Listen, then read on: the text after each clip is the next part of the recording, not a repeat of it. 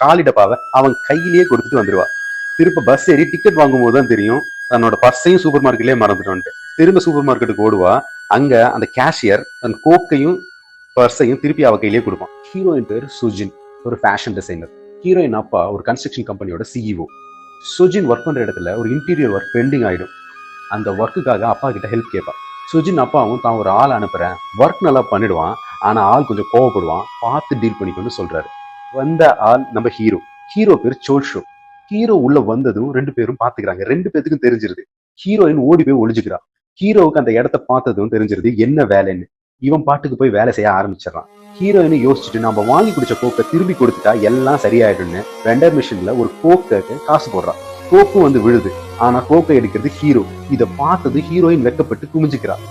ஹீரோவும் கோக்கை குடிச்சிட்டு காலி டப்பாவை சுஜின் கையிலேயே திரும்பி கொடுப்பான். சுஜினுக்கு தான் சூப்பர் மார்க்கெட்ல பண்ணது ஞாபகம் வந்து சிரிக்கிறா.